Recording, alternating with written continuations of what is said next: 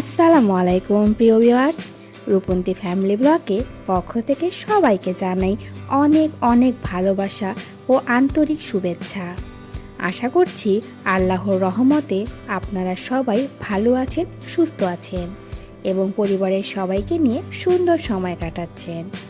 আমিও আলহামদুলিল্লাহ ভালো আছি।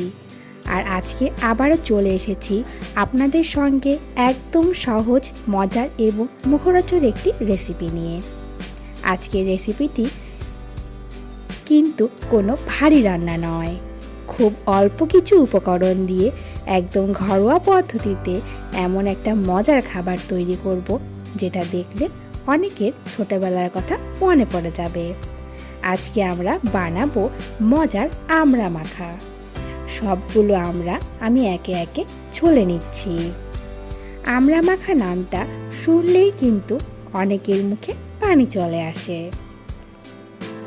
বিশেষ করে টক মিষ্টি স্বাদের আমড়া, তার সঙ্গে সামান্য লবণ, সরিষার তেল আর নিজের হাতে তৈরি ঘরোয়া মশলা সব কিছু একসঙ্গে মিশে স্বাদটা যে কতটা চমৎকার হতে পারে সেটা যারা খেয়েছেন তারা অবশ্যই ভালোভাবে জেনেন। আমড়া এমন একটি ফল যেটা কাঁচা অবস্থায় খেতেও বেশ মজা লাগে।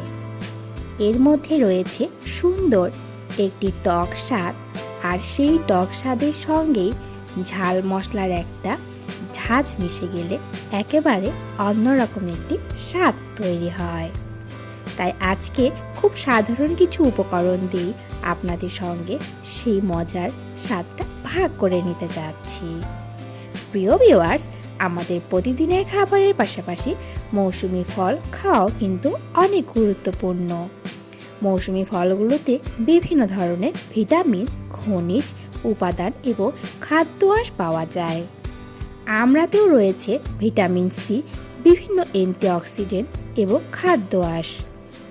তাই পরিমিত পরিমাণে খাবার আমরা আমাদের দৈনন্দিন খাদ্য তালিকায় রাখা যেতে পারে।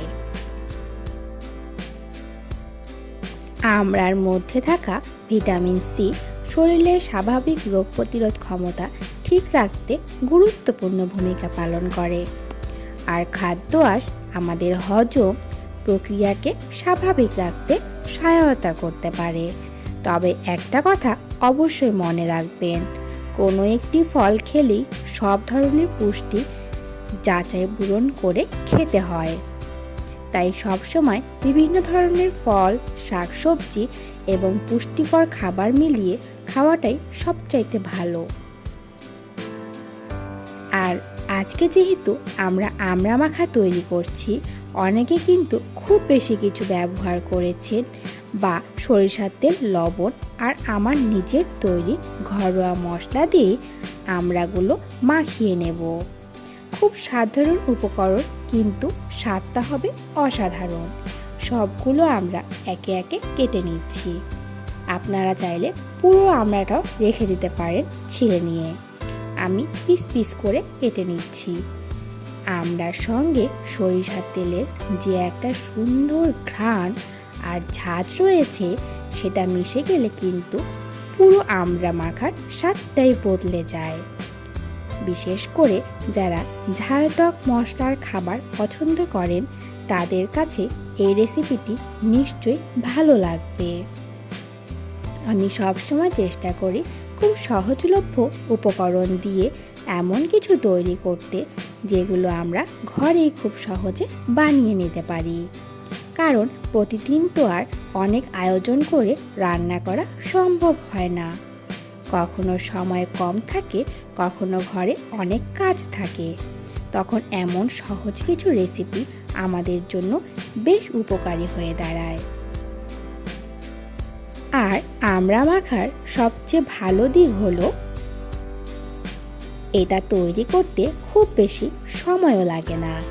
আমড়াগুলো ভালোভাবে পরিষ্কার করে কেটে নিয়ে তার সঙ্গে লবণ, সরিষার তেল এবং ঘরোয়া মশলা দিয়ে ভালোভাবে মেখে নিলে তৈরি হয়ে যায়। এত সহজ একটি রেসিপি, অথচ খেতে একেবারে জমজমাট। প্রিয় ভিউয়ার্স, আপনারা যারা আমার ভিডিও নিয়মিত দেখেন তারা নিশ্চয়ই জানেন আমি চেষ্টা করি আপনাদের প্রতিদিন ঘরোয়া খাবারগুলো আপনাদের সঙ্গে শেয়ার করতে। কখনো মাছ, কখনো মাংস, কখনো শাকসবজি, আবার কখনো একেবারে গ্রামের সেই পরিচিত স্বাদের ছোট ছোট খাবার। আপনাদের ভালোবাসা আর উৎসাহই আমাকে প্রতিনিয়ত নতুন নতুন রেসিপি নিয়ে আসার অনুপ্রেরণা দেয়। বিশেষ করে আমার যারা দেশের বাইরে থেকে ভিডিওগুলো দেখেন, আপনাদের প্রতি রইল অনেক অনেক ভালোবাসা। আপনারা হয়তো প্রিয় মানুষ, পরিবার কিংবা নিজের দেশ থেকে অনেক দূরে আছেন, কিন্তু বাংলাদেশের ঘরোয়া রান্নার কোনো একটা ভিডিও যখন আপনাদের সামনে আসে তখন হয়তো সেই পরিচিত স্বাদ আর ঘ্রাণ কথা মনে পড়ে যায়। আপনাদের ভালোবাসা সত্যি আমার কাছে অনেক মূল্যবান। আর যারা বাংলাদেশ থেকে আমার ভিডিও দেখছেন, আপনারাও কিন্তু আমার খুব আপনজন। আপনাদের একটা লাইক, একটা কমেন্ট কিংবা ছোট একটি সুন্দর কথা আমাকে অনেক বেশি উৎসাহ দেয়। তাই প্রিয় ভিউয়ার্স, যারা এখনও ভিডিওটিতে লাইক দেননি তারা কষ্ট করে একটি লাইক দিয়ে আমাকে উৎসাহ করবেন। আর যারা এখনও কমেন্ট করেননি তারা অবশ্যই কমেন্ট করে জানাবেন আপনাদের বাড়িতে আমরা কিভাবে মাখিয়ে খাওয়া হয়।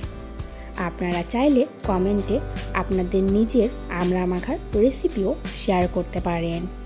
আপনাদের কাছ থেকেও কিন্তু আমি অনেক নতুন নতুন রেসিপি আইডিয়া পাই। আমরা সবাই যদি একে অপরকে সঙ্গে ঘরোয়া রান্নার অভিজ্ঞতা ভাগ করে নিই, তাহলে আমাদের এই ছোট্ট রান্নার পরিবারটা আরও সুন্দর হয়ে উঠবে। আমি এখন সুন্দর করে আমড়াগুলো একে একে কেটে নিয়েছি। এখন পরিমাণ মতো স্বাদ মতো মশলা অ্যাড করছি। ভিডিও এ পর্যায়ে এসে যারা লাইক দিতে ভুলে গিয়েছেন অবশ্যই লাইক দিয়ে শেষ পর্যন্ত থাকবেন। আর অবশ্যই যারা নতুন দেখছেন তারা রূপন্তী ফ্যামিলি ব্লগ চ্যানেলটি সাবস্ক্রাইব করে পাশে থাকা বেল আইকনটি অন করে রাখবেন, কারণ সামনে আরও অনেক সহজ, সুস্বাদু এবং ঘরোয়া রেসিপি আপনাদের সঙ্গে শেয়ার করার চেষ্টা করব ইনশাল্লাহ। এখন আমড়ার মধ্যে আমি আমার তৈরি করা ঘরোয়া মশলা দিয়ে দিয়েছি। পরিমাণ মতো সরিষার তেল অ্যাড করেছি। সুন্দর করে আমড়াগুলো মেখে নিচ্ছি। আমড়া মাখার সময় কিন্তু খুব বেশি মশলা দেওয়ার প্রয়োজন নেই। আমড়ার নিজের যে টক স্বাদ সেটাকে বজায় রেখেই মশলা দিতে হবে, তাহলে আমড়ার আসল স্বাদটা পাওয়া যাবে। আমার আজকের রেসিপিটি কেমন হয়েছে অবশ্যই কমেন্ট করে জানাবেন প্রিয় ভিউয়ার্স। আজকের মতো এখানেই বিদায় নিব। আবার দেখা হবে নতুন কোনো ভিডিও কিংবা নতুন কোনো রেসিপি নিয়ে খুব শীঘ্রই আপনাদের কাছে চলে আসব।